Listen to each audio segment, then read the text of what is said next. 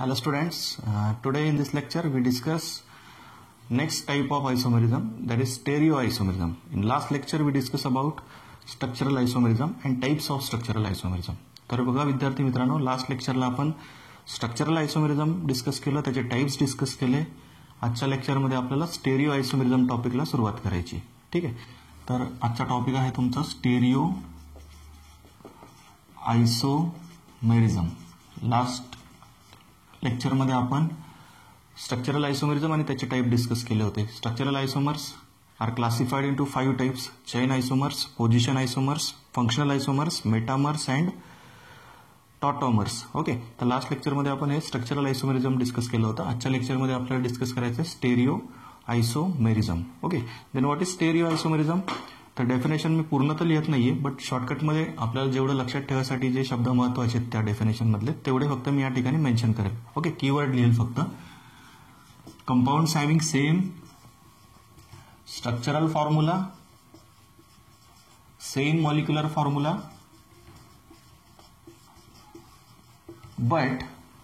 but different spatial arrangement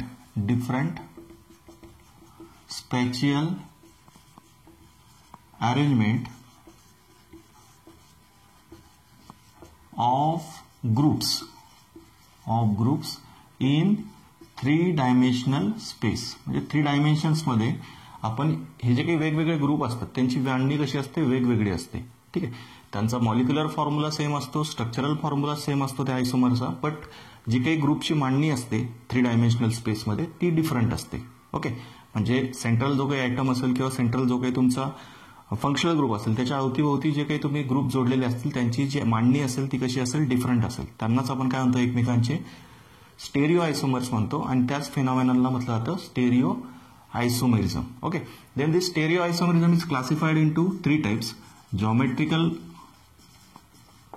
isomerism, then optical isomerism, and third one is conformational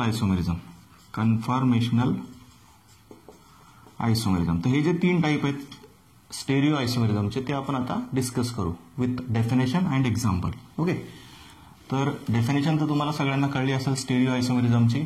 Compounds having same structural formula, same molecular formula, but different spatial arrangement of atoms or group of atoms in 3-dimensional space are stereoisomers of each other, and this phenomenon is called as stereoisomerism.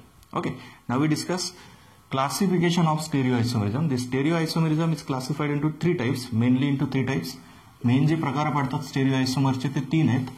त्यातला जो first type आहे तो आहे geometrical isomerism. First type आपण discuss करू त्याच्यातला stereoisomerism मधला geometrical isomerism. Then what are geometrical isomers? तर जॉमेट्रिकल आयसोमेरिझमचे डेफिनेशन पण मी तुम्हाला सांगतो शॉर्टकटमध्ये. तर शॉर्टकटमध्ये मी तुम्हाला जॉमेट्रिकल आयसोमेरिझमचे डेफिनेशन सांगतो. What are geometrical isomers? The compounds or the isomers which having same molecular formula, same structural formula, but different properties due to different spatial arrangement of atoms or group of atoms in 3-dimensional space are geometrical isomers of each other, and this phenomenon is called as geometrical isomerism. मग याची definition shortcut मध्ये कशी लिहिता येईल बघा. Keyword लिहितोय मी फक्त, पूर्ण डेफिनेशन मेन्शन करत नाही. एक्झाम्पल वरून मी तुम्हाला ती डेफिनेशन पटवून देईल. ठीक आहे, तर जॉमेट्रिकल आयसोमर्स म्हणजे काय? Compounds having same molecular formula, same structural formula, but different properties. मग त्या डिफरंट प्रॉपर्टीज तुमच्या फिजिकल प्रॉपर्टीज असतील किंवा केमिकल प्रॉपर्टीज असतील. ठीक आहे, different properties due to different spatial arrangement of atoms or group of atoms in 3-dimensional space. जी stereo आयसोमेरिझमची डेफिनेशन होती तीच डेफिनेशन आहे सेम टू सेम. फक्त एक वर्ड इथे आपण ऍड केला, डिफरंट प्रॉपर्टीज. म्हणजे त्यांचं स्ट्रक्चर सेम असतं, मॉलिक्युलर फॉर्म्युला सेम असतो, बट त्यांच्या काही प्रॉपर्टीज आहेत त्या फिजिकल असतील, केमिकल असतील, त्या ते डिफरंट शो करतात. का डिफरंट शो करत असतील? तर त्याच्यामध्ये जे काही ॲटम्स जोडलेले आहेत तुमच्या सेंट्रल ॲटमला त्या ॲटमची किंवा त्या ग्रुपची जी काही मांडणी असते, जी काही अरेंजमेंट असते, स्पेशल अरेंजमेंट असते, ती कशी असते, डिफरंट असते 3 डायमेन्शनल स्पेसमध्ये. ओके, त्यांनाच आपण एकमेकांचे जॉमेट्रिकल आयसोमर्स म्हणतो आणि त्याच फिनॉमिनलला आपण म्हणू जॉमेट्रिकल आयसोमेरिझम. आपण एक्झाम्पल डिस्कस करू बघा. आता ही डेफिनेशन मी पुसतो या ठिकाणी. याचं एक्झाम्पल आपण बघू, ब्यूट 2 इनचं एक्झाम्पल डिस्कस करू. ठीक आहे, हे जे जॉमेट्रिकल आयसोमेरिझम असतं याला सिस ट्रान्स आयसोमेरिझम सुद्धा म्हटलं जातं. ठीक आहे, सुरुवातीला सांगायचं राहिलं, this isomerism is also known as cis trans isomerism. हा जो टाईप आहे आयसोमेरिझमचा याला आपण सिस ट्रान्स आयसोमेरिझम सुद्धा म्हणतो. मग त्याला सिस ट्रान्स आयसोमेरिझम का म्हटलं जातं, जेव्हा आपण आता एक्झाम्पल डिस्कस करू त्यावेळेस तुम्हाला कळेल. ठीक आहे, तर बघा आपल्याला त्यासाठी एक्झाम्पल घ्यायचं आहे मॅलिक ऍसिड आणि फ्युमॅरिक ऍसिडचं. तर हा आहे मॅलिक ऍसिड, हा आहे तुमचा मॅलिक ऍसिड. मॅलिक ऍसिडचं नाव आययुपीसी नेमचं तुम्ही मागे आपण जेव्हा नोमेनक्लेचर डिस्कस केलं ऍसिडचं त्यावेळेस आपण याचा आययुपीसी नेम आपण डिस्कस केलं होतं. याचं नाव काय असेल students, but 2-in-1,4 dioic acid. Okay, dioic acid आहे, 2 कार्बोक्सिल ग्रुप आहे त्याच्यामध्ये, 2 कार्बोक्सिल ग्रुप असल्यामुळे हा डायोइक ऍसिड आहे. त्याचा IUPAC name but 2-in-1,4 dioic acid. Actually याचं जे कॉमन नेम आहे ते या ठिकाणी आपल्याला लक्षात ठेवायचं, मॅलिक ऍसिड. याच्यामध्ये जे दोघी कार्बोक्सिल ग्रुप आहेत, फर्स्ट आणि फोर्थ कार्बन, ठीक आहे, फर्स्ट आणि लास्ट म्हणजे दोघी टर्मिनल कार्बन जे म्हणजे कार्बोक्सिल ग्रुप जे आहेत ते सेम साईडला आहेत. सेम साईडला असल्यामुळे हा जो आयसोमर असतो याला आपण म्हणतो सिस ब्यूट 2-in-1,4 डायोइक ऍसिड. ठीक आहे, हा जो आयसोमर आहे जॉमेट्रिकल आयसोमर आहे हा सिस आयसोमर आहे. ओके, दुसरा जो याचा करस्पॉन्डिंग आयसोमर आहे जॉमेट्रिकल आयसोमर तो असतो फ्युमॅरिक ऍसिड. या फ्युमॅरिक ऍसिडमध्ये हे जे 2 कार्बोक्सिल ग्रुप आहेत हे एकमेकांच्या अपोजिट साईडला असतात. ओके, हे दोन्ही कार्बोक्सिल ग्रुप एकमेकांना अपोजिट आहेत बघा, म्हणून ह्या आयसोमरला आपण म्हणतो trans isomer. When same groups lie on same side then this isomer is called as cis isomer, and when same group lies on opposite side then this isomer is called as trans isomer. याचं नाव असतं फ्युमॅरिक acid. IUPAC name दोघांचं सारखं आहे, फक्त फरक काय आहे तर जी काही अरेंजमेंट आहे ग्रुपची ती ग्रुपची अरेंजमेंट कशी आहे, डिफरंट आहे. याच्यामध्ये सेम ग्रुप सेम साईडला आहेत, हा सिस आयसोमर आहे, याचं नाव असतं मॅलिक ऍसिड. आणि दुसरा जो आहे तो आहे फ्युमॅरिक ऍसिड. याच्यामध्ये सेम ग्रुप जे आहेत ते एकमेकांच्या अपोजिट साईडला आहेत, त्याच्यामुळे याच्या प्रॉपर्टीज डिफरंट असतात. ठीक आहे, याच्या प्रॉपर्टी आणि याच्या प्रॉपर्टी डिफरंट होतात कारण मॉलिक्युलर फॉर्म्युला सेम आहे, स्ट्रक्चरल फॉर्म्युला सेम आहे, बट जी काही ग्रुपची मांडणी आहे 3 डायमेन्शनल स्पेसमध्ये ती डिफरंट आहे, त्याच्यामुळे त्याच्या प्रॉपर्टीज सुद्धा चेंज होतात. ओके, याचं कॉमन नेम मी सांगितलं तुम्हाला फ्युमॅरिक ऍसिड, याचं होतं मॅलिक ऍसिड. आययुपीसी नेम दोघांचं सेम आहे, but 2-in dioic acid, but 2-in-1,4 dioic acid. ठीक आहे, हा सिस आयसोमर आहे, फक्त फरक याच्यात एवढाच आहे की हा ट्रान्स आहे. ठीक आहे, ट्रान्स ब्यूट 2-in-1,4 डायोइक ऍसिड. ठीक आहे, मग आता यांच्या कोणत्या कोणत्या प्रॉपर्टीज आपल्याला दिलेल्या आहेत बघा. हा जो मॅलिक ऍसिड असतो, malic acid is water soluble and this fumaric acid is water insoluble, म्हणजे हा वॉटरमध्ये विरघळत नाही किंवा वॉटरमध्ये मिक्स होत नाही. ठीक आहे, इट इज वॉटर इनसोल्युबल. ठीक आहे, सेकंड प्रॉपर्टी दिलेली आहे आपल्याला, इट इज हायली ऍसिडिक. हा हायली ऍसिडिक असतो किंवा आपण त्याला स्ट्रॉंग ऍसिडिक म्हणू. It is strong acidic, it is strong acid and this fumaric acid is weakly acidic or it is weak acid. Okay, and third property is its boiling point is 135 degree Celsius. याचा boiling point असतो 135 degree Celsius आणि फ्युमॅरिक ऍसिडचा असतो 287 degree Celsius. मग असं का तर लक्षात घ्या, याच्यामध्ये सेम ग्रुप सेम साईडला असल्यामुळे याचा बॉइलिंग पॉइंट कमी आहे. हा अनस्टेबल आहे, हा इझिली काय होऊन जाईल, बॉईल होऊन जाईल, कारण 2 मोठमोठे ग्रुप एकमेकांच्या सेम साईडला आहेत. दोघी बल्की ग्रुप सेम साईडला असल्यामुळे याचा बॉइलिंग पॉइंट कमी असतो आणि याच्यामध्ये 2 बल्की ग्रुप एकमेकांच्या अपोजिट साईडला असल्यामुळे याच्यामध्ये क्राउडिंग कमी आहे, त्याच्यामुळे हा स्टेबल आहे. स्टेबिलिटी जास्त असल्यामुळे याचा बॉइलिंग पॉइंट जास्त आहे. हा अनस्टेबल असल्यामुळे याचा बॉइलिंग पॉइंट कमी आहे. ठीक आहे, समजतंय काय सांगतोय ते. तर अशा प्रकारे हे जे दोघी आहेत मॅलिक ऍसिड आणि फ्युमॅरिक ऍसिड दोघांचाही मॉलिक्युलर फॉर्म्युला सेम आहे, स्ट्रक्चरल फॉर्म्युला सेम आहे, बट जी काही ग्रुपची जी अरेंजमेंट आहे ती डिफरंट असल्यामुळे यांच्या ज्या काही प्रॉपर्टीज आहेत त्या प्रॉपर्टीज सुद्धा चेंज झालेल्या बघायला भेटतात आपल्याला. मग अशाच आयसोमरला आपण एकमेकांचे काय म्हणतो, जॉमेट्रिकल आयसोमर्स म्हणतो आणि त्याच फिनॉमिननला त्याच आयसोमेरिझमच्या टाईपला काय म्हटलं जातं जॉमेट्रिकल आयसोमेरिझम और सिस ट्रान्स आयसोमेरिझम. सिस आणि ट्रान्सचा फरक कळला तुम्हाला. जेव्हा सेम ग्रुप सेम साईडला असतात तेव्हा त्यांना आपण म्हणतो सिस आयसोमर. हा सिस आयसोमर आहे, सिस ब्यूट 2,1,4 डायविक ऍसिड.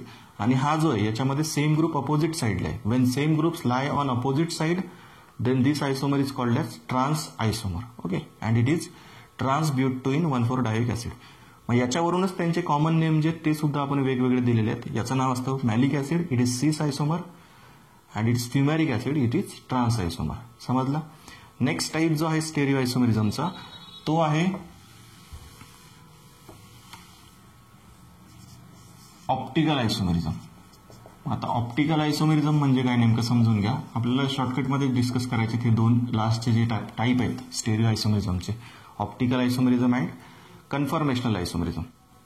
तर बघा स्टुडंट्स, आपण आता नेक्स्ट टाईप डिस्कस करतोय optical isomerism. What are optical isomers? Compounds having same molecular formula, same structural formula, but different special arrangement of group or atoms which are non superimposable mirror images of each other are optical isomers of each other. म्हणजे definition जवळपास geometrical isomerism सारखीच आहे, stereo isomerism सारखी किंवा geometrical isomerism सारखी. फक्त फरक एवढाच आहे, त्याच्यामध्ये एक शब्द आपण ऍड केला.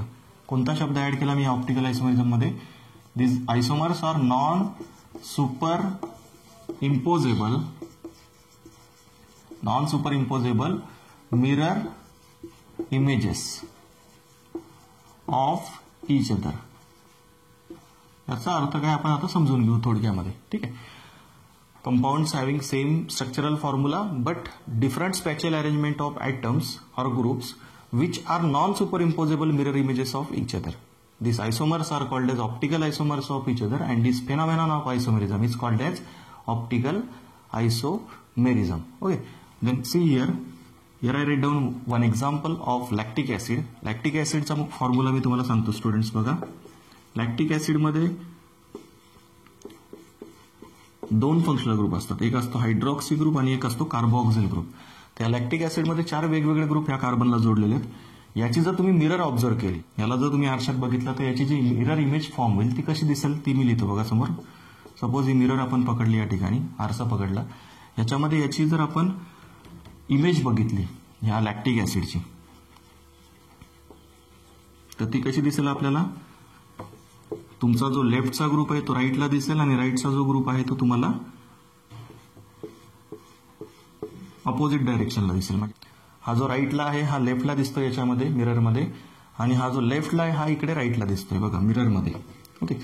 तर असे जे काही पेअर असतात, आयसोमर्स असतात, जे एकमेकांचे non superimposable mirror images form करतात, त्यांनाच आपण एकमेकांचे ऑप्टिकल आयसोमर्स म्हणतो. आणि आयसोमेरिझमच्या त्याच टाईपला काय म्हटलं जातं? Optical isomerism.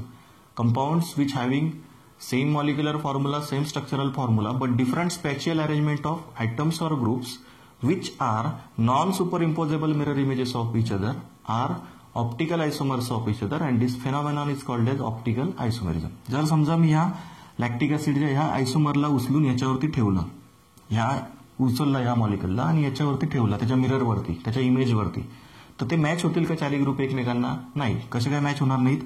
हा कार्बोक्सिल ग्रुप जाईल तुमचा OH ग्रुपवरती आणि OH ग्रुप जाईल तुमचा COOH ग्रुपवरती. याला उचलला आणि याच्यावरती ठेवला तर ग्रुप मॅच होतात सगळे चारीचे चारी? नाही. वरचा आणि खालचा ग्रुप मॅच होईल, बट लेफ्ट आणि राईटचे ग्रुप काय होतील? मॅच होणार नाहीत. म्हणजेच अशा ज्या मिरर इमेजेस असतात किंवा असे जे आयसोमर्स असतात ज्यांच्या मिरर इमेजेस एकमेकांच्या नॉन सुपर इम्पोजेबल असतात त्यांनाच आपण काय म्हणतो?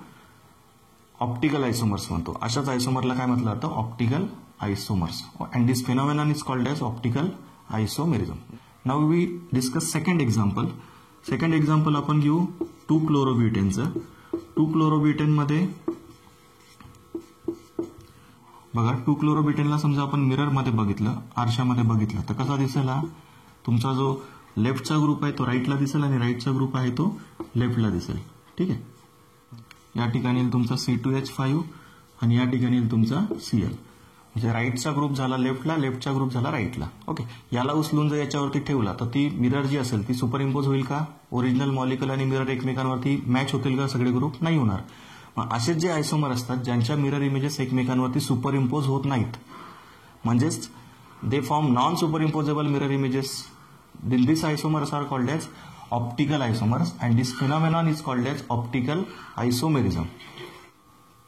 तर डेफिनेशन मी तुम्हाला सांगितली होती, compounds having same structural formula but different spatial arrangement of atoms और groups which are non-superimposable mirror images of each other. These isomers are called as optical isomers of each other and this phenomenon is called as optical isomerism. तुम्हाला superimposable आणि non superimposable मधला फरक देखील सांगतो मी बघा. आपण जर हे दोघी तळहात आपल्या एकमेकांवरती ठेवले तर ते सुपरइम्पोज होतात. ओके, पण जर ह्या हाताला मी उलटा करून ठेवला तर तो सुपरइम्पोज होतोय का? होत नाहीये. याला म्हणतात नॉन सुपरइम्पोजेबल. ठीक आहे, मग तसंच होतं जेव्हा तुम्ही ह्या मॉलिक्युल्सला एकमेकांवरती ठेवाल तर ते सुपरइम्पोज होतील का त्याच्या मिरर इमेज सोबत? तर सुपरइम्पोज होणार नाहीत. मग याच कन्सेप्टला म्हटलं जातं ऑप्टिकल आयसोमेरिझम. ओके, मग कुठल्या टाईपचे मॉलिक्युल ही आयसोमेरिझम दाखवतात काय हे सर्व डिटेलमध्ये आपण नेक्स्ट इयर शिकणार आहोत. ठीक आहे, आता आपण थर्ड टाईप जो आहे स्टेरिओ आयसोमेरिझमचा तो डिस्कस करू and this third type is conformational isomerism. मग आता कन्फर्मेशनल आयसोमेरिझम म्हणजे नेमकं काय ते बघू थोडक्यात. बघा, हा सुद्धा पार्ट तुम्ही पुढच्या चॅप्टरमध्ये शिकणार आहात, conformations of alkanes. Okay, eclipse conformation, staggered conformation डिटेलमध्ये तुम्हाला नेक्स्ट चॅप्टरमध्ये आहे 11वीतच हायड्रोकार्बन चॅप्टरमध्ये. ओके, तर बघा स्टुडंट्स, आपण आता जो थर्ड टाईप आहे स्टेरिओ आयसोमेरिझमचा, स्टेरिओ आयसोमेरिझम मधला थर्ड टाईप डिस्कस करू, conformational isomerism. What are conformational isomers? What is conformational isomerism? It is the type of isomerism in which isomers can be interconverted into each other just by rotation about carbon-carbon single bond. तर आपण आता conformational आयसोमेरिझमचे example discuss करू. Conformational आयसोमर लिहिण्याचे दोन प्रकार आहेत, एक सॉहर्स formula आणि एक न्यूमन प्रोजेक्शन फॉर्म्युला. तर पहिल्यांदा आपण सॉहर्स फॉर्म्युला बघू. तर बघा स्टुडंट्स, आपण आता सॉहर्स फॉर्म्युला पहिल्यांदा डिस्कस करू 2233 टेट्रामिथिल ब्युटेनचा. ठीक आहे, आपण कोणाचे कन्फर्मेशनल आयसोमर्स बघतोय? 2233 टेट्रामिथिल ब्युटेन. ओके, तर बघा या ठिकाणी मी फर्स्ट फॉर्म्युला लिहितो ज्यामध्ये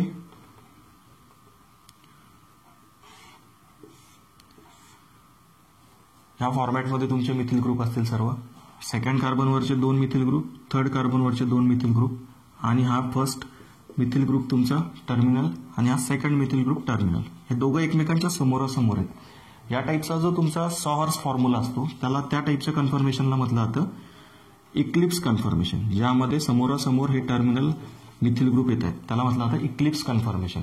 बघा, हे दोघी बल्की ग्रुप एकमेकांच्या समोर आहेत. ओके, म्हणजे पुढचा आणि मागचा जो कार्बन आहे यांच्यावरची मांडणी कशी ते बरोबर एकमेकांना समोरासमोर येते. या टाईपच्या कन्फर्मेशनला आपण म्हणतो इक्लिप्स कन्फर्मेशन. आणि याच्यामध्ये सपोज तुम्ही हा मधला जो कार्बन कार्बन बॉन्ड आहे याला 360 डिग्रीमध्ये जर रोटेट केला तर मग याचा जो दुसरा आयसोमर फॉर्म होतो कन्फर्मेशनल आयसोमर त्याला म्हटलं जातं स्टॅगर्ड कन्फर्मेशन.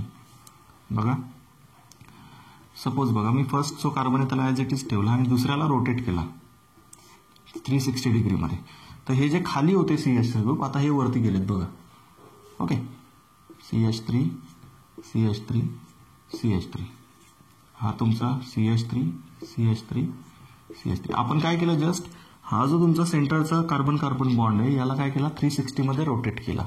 ठीक आहे, त्याच्यामुळे जो हा आयसोमर फॉर्म झाला त्याला म्हणणार आपण, याला म्हटलं जातं स्टॅगर्ड कन्फर्मेशन, ज्याच्यामध्ये हे 2 मिथिल ग्रुप जे टर्मिनल ते काय झाले, एक वरच्या साईडला आहे आणि एक खालच्या साईडला आहे. Okay, it is staggered conformation of 2233 tetramethyl butane and it is eclipse conformation. या टाईपमध्ये जे आपण कन्फर्मेशनल आयसोमर्स लिहितो त्या टाईपच्या ह्या फॉर्म्युल्याला म्हटलं जातं सॉहर्स फॉर्म्युला. आणि दुसरा एक फॉर्म्युला आहे ज्याच्यामध्ये तुम्ही या फॉर्मॅटमध्ये लिहिता, इक्लिप्स कन्फर्मेशन तुमचं असेल आणि स्टॅगर्ड कन्फर्मेशन येईल तुमचं या फॉर्मॅटमध्ये. म्हणजे यामध्ये बॅक साईडचा जो कार्बन आहे तो दिसत नाही, फ्रंट साईडचाच कार्बन दिसतो फक्त, त्याला हे 3 मिथिल ग्रुप जोडलेले दिसत आहेत तुम्हाला आणि बॅक साईडचा आहे तो दिसत नाही. या टाईपमध्ये जे काही तुम्ही मांडणी करता कन्फर्मेशनल आयसोमरची या टाईपच्या फॉर्म्युलाला म्हटलं जातं Newman projection formula. Newman projection formula, तो डिटेलमध्ये तुम्ही हे याचा स्टडी करणार आहात. न्यूमन प्रोजेक्शन फॉर्म्युल्यामध्ये आपण हे 2 फॉर्म दाखवले, eclipse conformation of 2233 tetramethyl butane and staggered conformation of 2233 tetramethyl butane. Okay, तर हा झाला तुमचा last type conformational isomerism. Compounds having same molecular formula, same structural formula, but they are interconverted into each other just by rotation about carbon carbon single bond. Same group same साईडला होते म्हणून याला तुम्ही काय म्हटलं, इक्लिप्स कन्फर्मेशन म्हटलं. याच्यामध्ये same group काय आहेत, एकमेकांच्या अपोजिट साईडला गेले. ठीक आहे, just by rotation about carbon carbon single bond. Hence these are conformational isomers of each other. This is eclipse conformation and it is staggered conformation. Okay. Similarly, we can write these conformational isomers by using Newman projection formula. In Newman projection form, it is eclipse conformation and it is staggered conformation. Okay. तर बघा अशा प्रकारे आपण ह्या लेक्चरमध्ये stereo isomerism हा topic discuss केला. त्याचे जे काही 3 टाईप आहेत ते विथ एक्झाम्पल आपण समजून घेतले. ठीक आहे. नेक्स्ट लेक्चरमध्ये आपण आता bond fission, then intermediates involve in organic reaction mechanism म्हणजेच carbocation, carbanion, carbon free radical आणि कार्बिन यांचा स्टडी करू नेक्स्ट लेक्चरमध्ये. ओके.